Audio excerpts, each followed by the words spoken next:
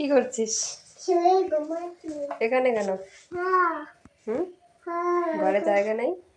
ঘরে জায়গা নেই?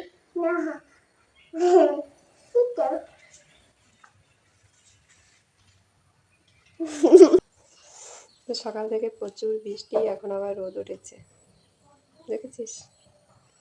সকালে বৃষ্টির জন্য রান্না করতে পারছিলাম না, আর এখন কি রোদ। তো আজকে গ্যাস শেষ হয়ে গেছে, তো এদিকে আসি যাদের স্কুলে, ওর বাবা যাবে কাজে, আর নেই গ্যাস, আর সকাল থেকে নেমেছে বৃষ্টি। আমার তো এক্সট্রা করে রান্নাঘর নেই যে আমি বাইরে, গ্যাস না থাকলে বাইরে রান্না করব। তো বৃষ্টি ছেড়েছে তখন 11টা বাজে।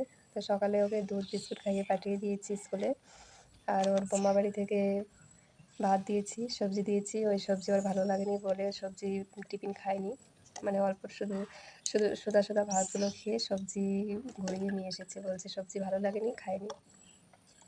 আর পান্তা ভাত ছিল, আশি বাবা খেয়ে কাজে গেছে, আর আমি কিছুই খাইনি। 11টার সময় দোকানে গেলাম, গিয়ে বিস্কিট আনলাম, এনে জল দিয়ে বিস্কুট দিয়ে খেয়ে তারপরে রান্না বসলাম। বাইরে 3টা ইট বসিয়ে তারপরে রান্না করেছি।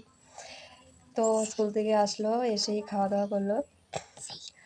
তো এই দেখো এখন কী করছে, ও সারাক্ষণ কিছু না কিছু করতেই থাকে। তো কিছুক্ষণ আগে একটা বাচ্চা এসেছিলো, দুজনে এত পরিমাণে জল খেয়েছে, এখন ও চলে গেছে আর এখন ও খাচ্ছে। আর এই দেখো ওষুধ, আমাদের এত পরিমাণে অসুখ বিসুখ হয় যে আমাদের ঘরে ওষুধ, মানে কি বলবো, দেখতেই পাচ্ছ কতগুলো এখানে। তো একটাও ফেলে দেওয়ার মতো না, সব কটাতেই কিছু কিছু ওষুধ আছে, আর বিছানার কাছে রাখি কারণ খেতে সুবিধা হয়, ভুলে গেলেও আবার উঠে খেতে পারি। তো তুমি কেমন আছো সেটা বলো। হ্যালো, কেমন আছো? আমি তো ভালো আছি।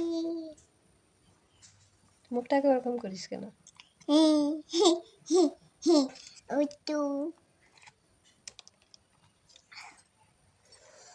তো আজকে আমার ভাস্তা ফোন করেছে, আমি কিছুদিন আগে বাড়িতে ফোন টোন করছি না বলে ও আমাকে একটা চমকে দেওয়ার জন্য একটা কথা বলছে।